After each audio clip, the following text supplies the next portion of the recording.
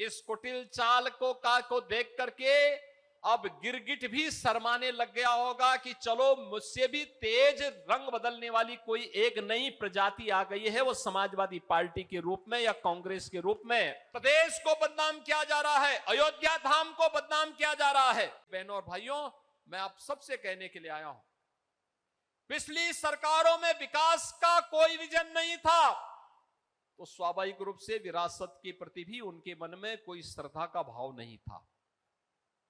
मुझे तो आश्चर्य होता है, आपने गत दिनों अयोध्या के अंदर देखा होगा, अयोध्या में श्री राम जन्मभूमि में घटना घटित हुई। ट्रस्ट ने बड़ी विनम्रता के साथ उत्तर प्रदेश सरकार को लिखा कि ट्रस्ट में ऐसी घटना घटित हुई है, समाचार पत्रों में मीडिया के माध्यम से कुछ चीजें, कतिपय चीजें सामने आ रही हैं। अगर हम सफाई देंगे तो हो सकता है लोगों को विश्वास न हो, और हम चाहते हैं कि उत्तर प्रदेश सरकार एक हाई लेवल की एसआईटी गठित करे और उस एसआईटी के माध्यम से सच्चाई समाज के सामने आनी चाहिए। क्योंकि जो भी काम अयोध्या में हुआ है, मंदिर से संबंधित काम हुआ है, बाहर का इंफ्रास्ट्रक्चर उत्तर प्रदेश सरकार ने बनाया है, लेकिन मंदिर परिसर का काम वह जनता जनार्दन के पैसे से बना है, और इसकी जांच अगर एक स्वतंत्र एसआईटी से आप करवा देते तो अच्छा होता। हमने तत्काल एक एसआईटी गठित की। बहनों और भाइयों, एसआईटी जब तक गठित नहीं हो रही थी तब तक समाजवादी पार्टी, कांग्रेस और अन्य सेकुलर दल कहते थे कि एसआईटी गठित होनी चाहिए। हमने गठित कर दी, फिर उन्होंने दूसरी डिमांड करनी शुरू कर दी, और उसके बाद पिछले 1 महीने से हम सबके पावन धाम अयोध्या को बदनाम करने के लिए समाजवादी पार्टी और कांग्रेस ने कैसे मुहिम चला रखी है, कैसे मुहिम चला रखी है। एसआईटी की प्रारंभिक रिपोर्ट आई, ट्रस्ट ने उस पर कार्रवाई करवाई, लेकिन कैसे एक एक को टारगेट किया जा रहा है, कैसे अयोध्या को टारगेट किया जा रहा है, कैसे राम जन्मभूमि को बदनाम किया जा रहा है, कैसे आस्था पर प्रहार करने का कार्य एक कांग्रेस, समाजवादी पार्टी और एक कथित सेकुलर दलों के द्वारा देश के अंदर एक नेगेटिव वातावरण बनाने का कुत्सित प्रयास हो रहा है। समाजवादी पार्टी के लोग कहते हैं कि अयोध्या में जो घटना घटित हुई, आस्था आहत हुई।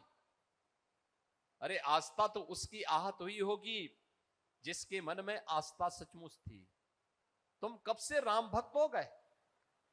अरे राम द्रोही जैसा आचरण जिन लोगों का रहा हो, जिन्होंने राम भक्तों पर लाठियां और गोलियां चलाई हो, जिन्होंने श्री राम के अस्तित्व पर ही प्रश्न खड़े किए हो, ये कौन सी आस्था की बात करते हैं?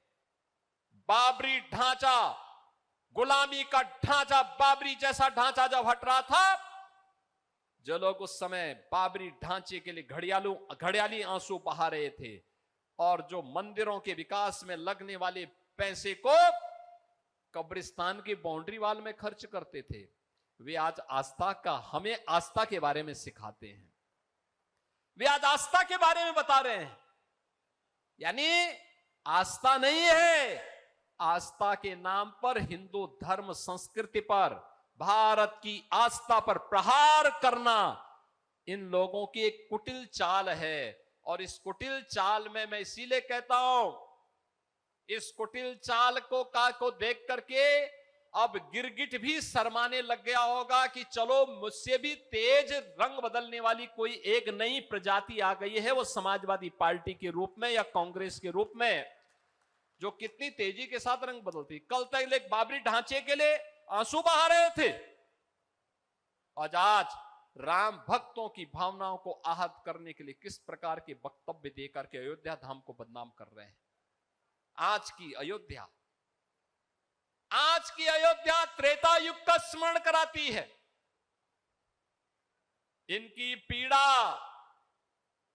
मंदिर के चढ़ावे के चोरी से संबंधित नहीं है। इनकी पीड़ा तो इस बात को लेकर के है, राम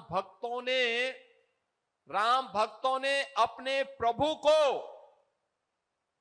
श्रद्धा और सम्मान देने के लिए प्रभु का इतना भव्य मंदिर का निर्माण सहयोग से कैसे कर बना दिया है, यह इनकी पीड़ा है। ये लोग कितनी एक्सरसाइज कर लिए हैं, पिछले 6 वर्ष में बाबरी ढांचा का नामो निशान नहीं, बना भी नहीं पा रहे हैं, कहीं नहीं बना पा रहे हैं।